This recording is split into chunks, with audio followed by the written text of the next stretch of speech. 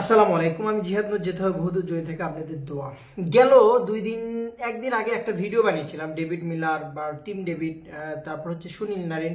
আজকে কিন্তু বড় বড় মিডিয়াতে টি স্পোর্টস থেকে শুরু করে প্রথম আলো পত্রিকা বলেন, আপনি খেলাযোগ বলেন, সবগুলো চ্যানেলে কিন্তু একটা জিনিসই বলা হয়েছে যে ডেভিড ওয়ার্নার এবং হচ্ছে টিম ডেভিড এবং সুনীল নারিনের বিষয়ে কিন্তু বলা হয়েছে তারা কিন্তু বিপিএল খেলতে আসছে।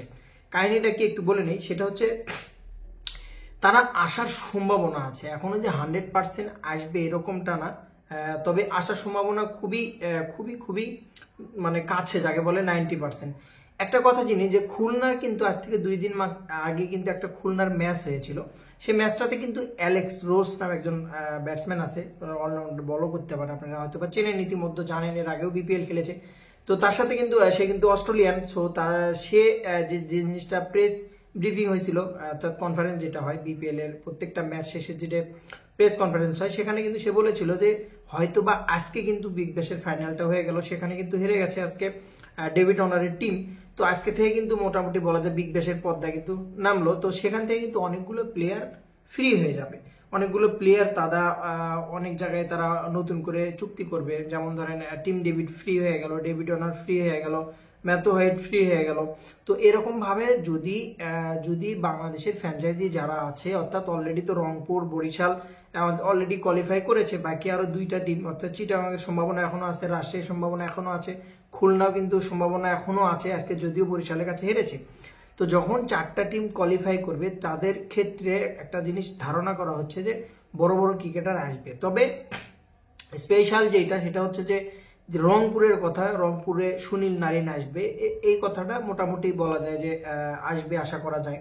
কারণ রংপুরে একটা ওপেনার দরকার, সুনীল নারিন সেটা পূরণ করতে পারবে এবং মিডল অর্ডারের বলটাও কিন্তু খুব সুন্দরভাবে সে কভার করতে পারবে। তো সেদিক থেকে অ্যালেক্স হেলস চলে যাওয়ার পরে রংপুরে কিন্তু একটা ঘাটতি কিন্তু দেখা দিয়েছে, সেই ঘাটতিটা কিন্তু খুব সহজেই পূরণ করতে পারে হচ্ছে সুনীল নারিন। বরিশালের কথা যদি আসি, ডেভিড মালান যদি ওপেন করছে, তারপরেও তাদের একটা চাহিদা, তামিম ইকবাল তো ওপেনিং এর থেকে সরবে না, ঠিক আছে। তো সেখানে যদি তাদের ক্ষেত্রে যদি টিম ডেভিডকে মিডল অর্ডারটা খেলানো যায়, শেষ মুহূর্ত যায় কিন্তু মাহমুদুল্লাহ রিয়াদ হয়তো বা রান করছে। সো টিম ডেভিড কিন্তু সেখানে মোটামুটি বলা যাচ্ছে, এরকম কথা চলছে আর কি, যে টিম ডেভিডকে যদি সেরকম জানেন, টিম ডেভিড কত বিধ্বংসী একজন ব্যাটসম্যান, 176 স্ট্রাইক রেটে এবারে কিন্তু বলা যায় যে বিপিএলটা শেষ করলো। আজকে যদিও নামার সুযোগ পায়নি, নামার আগে কিন্তু পিঠে ক্যালমা তক্তা ফার করে দিয়ে একজনের সেঞ্চুরি মারে বিপিএল এ, কিন্তু ফাইনালে আজকে কিন্তু অলরেডি জিতে নিয়েছে, ডেভিড ওয়ার্নার টিমকে হেরে গিয়েছে এবং হোভার্ট হ্যারিকেন কিন্তু আজকে উইন। সে হোভার্ট হ্যারিকেনে খেলেছে টিম ডেভিড। সো টিম ডেভিডের আসার সম্ভাবনা খুব, এবং ডেভিড মোটামুটি বলা চলে আমার মতে যেটা, যে টিম ডেভিডের সাথে যোগাযোগ করবে বরিশাল যখন প্রথম ধাপের ম্যাচগুলো শেষ হবে। অর্থাৎ আজকে তো র্যাঙ্কে বরিশাল জিতার পরে তাদের পয়েন্ট টেবিলটা হাই কোয়ালিটি চলে গেল। সো তারা আজ থেকে হয়তোবা টিমটা আরেকটু 2-1টা বিদেশি ঢুকানো যায় কিনা সেদিকে অবশ্যই কিন্তু মনোযোগী হবে। তৃতীয়ত হচ্ছে ডেভিড ওয়ার্নার।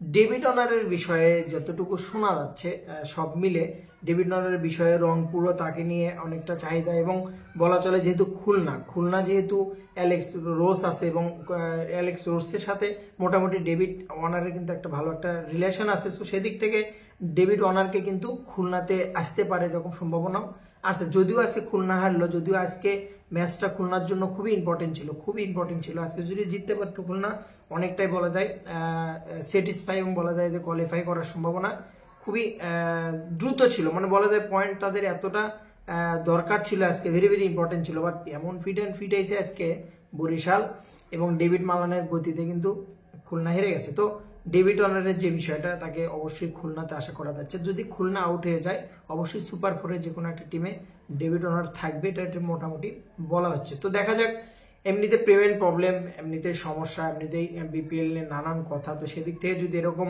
শেষ দিকে যদি বিপিএল একটু স্পেশাল কিছু দেয়, বিদেশি প্লেয়াররা যদি আসে, অবশ্যই বিপিএল এর মানটাও বাড়বে, অবশ্যই আশা করা যাচ্ছে। তবে বেস্ট অফ লাক, দেখা যাক, আশা করছি কেউ না কেউ অবশ্যই বিদেশি ভালো সাইনিং অবশ্যই হবে। প্রতিবার যেটা হয় যে 1-2টা ম্যাচের জন্য কিন্তু প্রতিবারই বিপিএল এ কিন্তু সাইনিংটা হয়ে থাকে বিদেশি প্লেয়ার। বেস্ট অফ লাক, ভালো থাকবেন, সালাম আলাইকুম।